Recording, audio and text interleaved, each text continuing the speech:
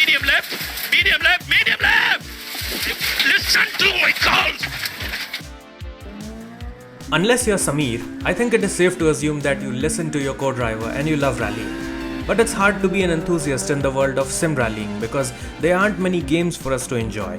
While Rally 2.0, RBR and WRC generations have been around for a while now, they are not without flaws. Richard Burns Rally has been around for almost 2 decades now, and while graphically it is something you might want to nitpick at, I personally find it comforting. It takes me back to the good old days of playing Pepsi Man and Crash Bandicoot. To be honest, it is a good break from all the high-end, graphically intensive, GPU-melting, eye-candy AAA titles. And the game which I'm talking about is not the vanilla RBR. In fact, it is RSF RBR. Rally Sim Fans is a Hungarian team which has transformed this game into one of the most hardcore rally simulators. It has been modded heavily with addition of proper wheel support, force feedback, tracks, cars and a bunch of plugins. All of which can be acquired for free from their website. And it is quite easy to set up. I have to admit, they have done a remarkable job keeping this old game up and running, with proper multiplayer support. This is a testament to RSF's dedication, hard work and relentless efforts to keep us rally fans satisfied until something better comes up, or until Codemasters announce their... But anyways, until WRC 23 happens, we have 3 games in our hands, which leads us to... Richard Burns Rally has been crowned as the GOAT of rally sims, and there is a good reason for that. Everything about it screams a PS2 era game, except the physics. And in my experience, RBR makes the other 2 titles look a little bit simcade. Don't get me wrong, I'm not bashing Rally 2.0. I love that game.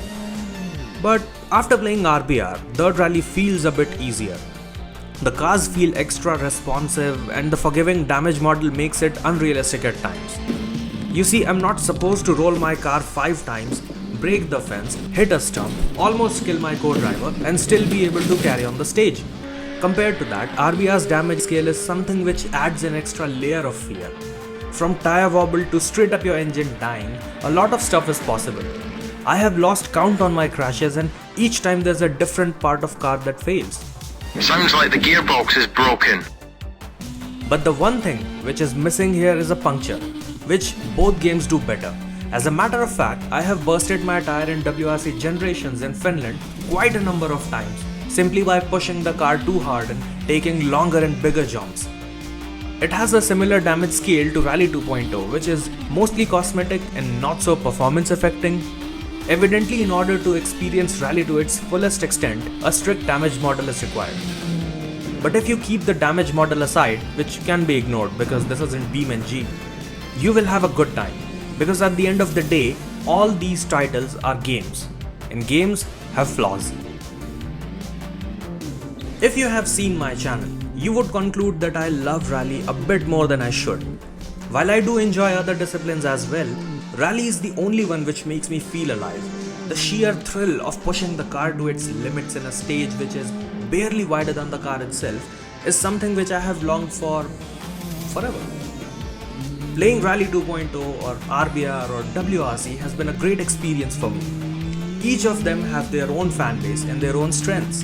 But like I said, all 3 of these are video games, and games have flaws. And these flaws can be detrimental to the experience.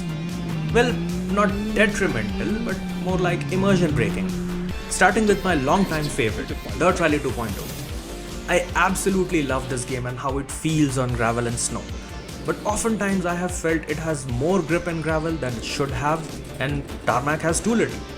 Now I haven't rallied in real life, but I don't think cars are meant to lose traction on tarmac on a hot Thursday afternoon. And tarmac grip levels are something which WRC showcases quite nicely. The car feels glued to the road until you push too hard or brake in a haphazard manner. But here the gravel physics are something which are a bit questionable. And much like gravel, feeling literally anything except tarmac is very hard. RBR shines in this area, whether be it on tarmac, gravel or snow. The weight shift and the grip levels are a delight. The snow feels treacherous and pushing the car on such conditions can be lethal. The gravel feels amazing and outright scary at times. And this is on dry conditions. Trying gravel on bad weather with rainy conditions can be a death sentence for a lot of cars. You have to be really careful with your inputs because the damage scale is a bit harsh. Now you might say that I'm praising RBR while talking trash about the other two.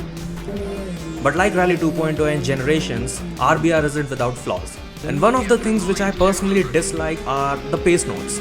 Instead of delivering pace notes on a numerical system such as right 3 or left 4, the co-driver just says medium right or medium left. Caution. Medium right narrows. 100. Easy right. Some mediums are like 3s and some are 4s. The co-driver doesn't even tell you about chicanes. It just says 90 left into 90 right. You can get used to it, but I wish pace notes could have been a bit more clearer. Another aspect that might be a turn off for some people are the graphics. While it retains the ability to run on some of the most basic of the computers, the trade-off is slightly potato-looking graphics. The gauges in the car don't work at all, and in some of them they look so bad that you might want to praise Road Rash for having better graphics. If you want to know the speed and the gear which you are in, you absolutely need to enable the plugin. But again, if I had the choice between good physics and good graphics, I will always pick physics. While we are in the subject of physics, I would like to take a moment to talk about BeamNG. Although it is not a rally game per se, rallying here is extremely satisfying. Feeling the gravel is something which will be a bit hard, but the fear of transforming your car into a worthless piece of metal is something which rally enthusiasts might be into. You can download some rally stages in Pace Note mod, and you can have your own realistic damage rally sim, where you have to keep an eye out for 50 downhill, triple caution, stay center, triple caution, stay center. But you don't have to necessarily agree with me, because you see, it really comes down to what you enjoy the most. For me, it is RBR and Rally 2.0. Now, I'm not saying that RBR is the real deal or is an accurate representation of what happens in real life, because simulating 100% of what is happening in real is almost impossible for now. But whatever its physics are bringing to the table is something which is one of the best, until of course something better comes out. And I do not mean graphically. That's been it. Thanks for watching. I have been Darth Snape, and may the downforce be with you.